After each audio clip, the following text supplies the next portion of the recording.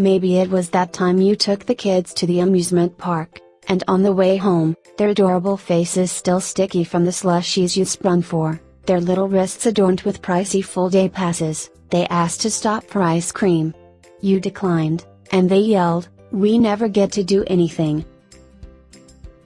Or the time you asked them to dust the living room after you had vacuumed the house, cleaned the bathroom, mowed the lawn and shopped for groceries, and they wailed, "Do we have to do everything?"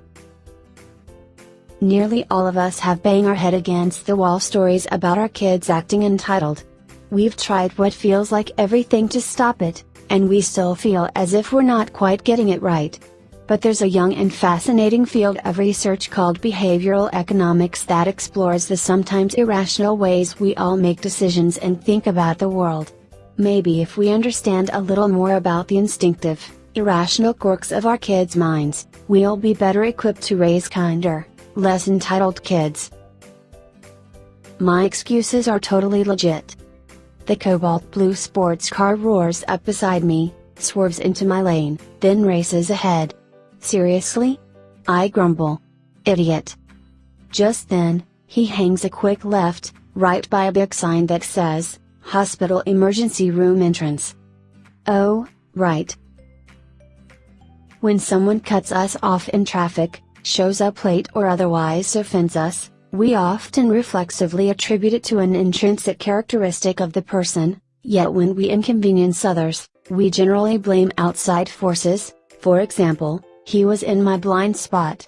This Scrooge-like tendency is so universal that behavioral scientists have a name for it, the fundamental attribution error.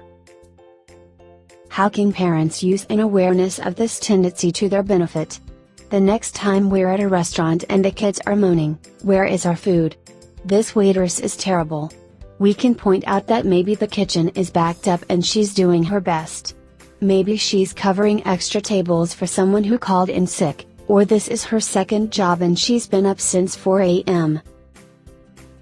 Just talking about how do you think that person is feeling? Is so important, says Amy McCready, a mother of two and author of the MeMeMe Epidemic, a step-by-step guide to raising capable, grateful kids in an over-entitled world. It's a way of uncentering our kids' universe and getting them thinking outside of themselves. The curse of the chocolate chip pancakes. It's Saturday morning and you've just set fresh pancakes on the table. Your sweet kids take a bite and then stop chewing.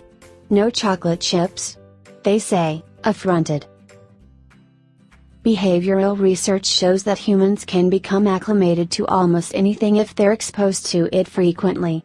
It's called hedonic adaptation, and it's why Justin Bieber is always buying more outrageous cars, why the kitchen we just remodeled suddenly needs a new backsplash, and why lottery winners, after the initial thrill of winning, end up about as happy as they were before. What does this mean for kids and parents?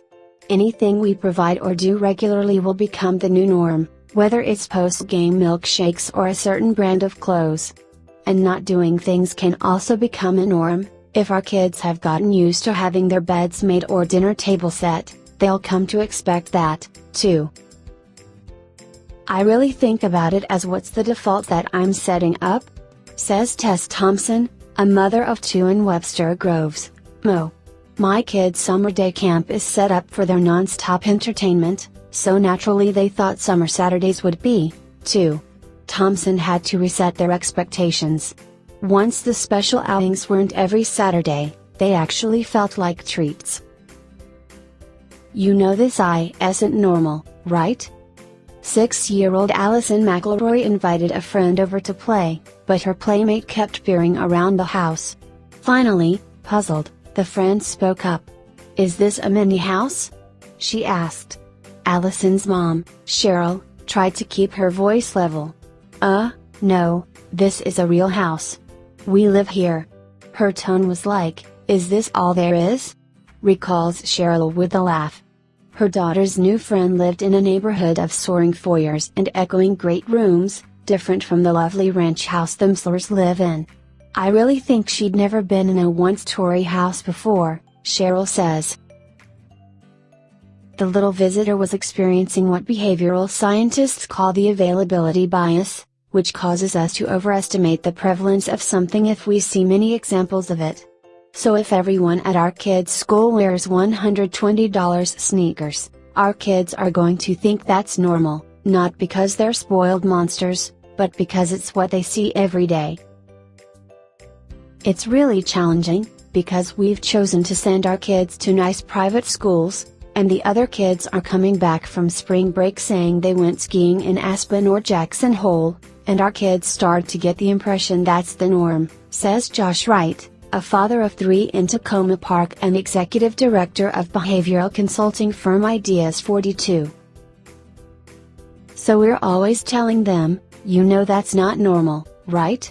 It's just one little slice of the world. To give his kids a sense of the wider world, Wright regularly takes them to volunteer at a local soup kitchen. He also chose to live in a socioeconomically diverse neighborhood so his kids would be exposed to a broader range of experiences. Girl, age 6.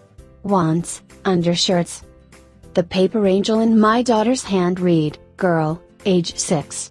Wants undershirts. The angel in my son's hand read, boy, age 7.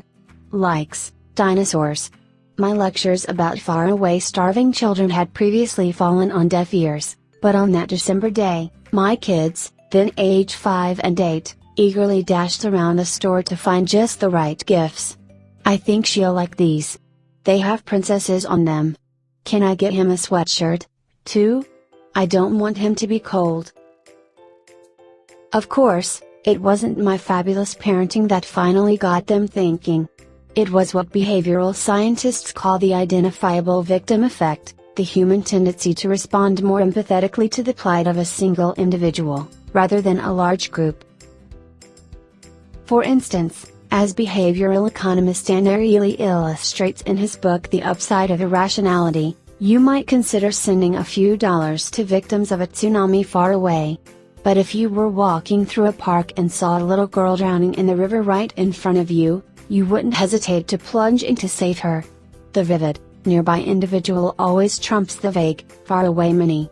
An awareness of this tendency can help us choose more effective ways to engage our children with those in need. For kids to internalize it, it needs to be about individual people, Wright says. Come on, everybody, heave. With a final shove, you and your new neighbors wrestle their piano up the steps and into their house. The husband goes to the kitchen, where you assume he is getting you a beer, and comes back instead with his wallet. Here, he says, slapping $20 into your palm. Thanks for the help. Suddenly, oddly, your warm fuzzies fade, and your desire to invite them over for pizza later fades with it. But why? Research indicates that we are more motivated to do things as part of a social transaction than a financial one. When Ariely asked students to move a couch either as a favor or for $10, more students were willing to do it as a favor than for the money. Once money was involved, Ariely writes, they started thinking, is this really worth my time? Is $10 enough? Is this guy stiffing me? This suggests that paying our kids to do chores isn't necessarily going to turn out as we hope. True, it will probably work at first, McCready says, and it's no problem to pay for occasional, large tasks. But for everyday chores, at some point, you'll ask them to unload the dishwasher, and they'll be like, yeah, I'm good. I don't really need the money today, she says. Or, the kids will start negotiating, how much will you pay me to carry these groceries inside? Instead, McCready suggests framing chores as needed contributions to the functioning of the family. I know cleaning the bathroom isn't fun, but if we all get to work, we'll have the house clean by lunchtime. Clean house, warm hearts, generous kids.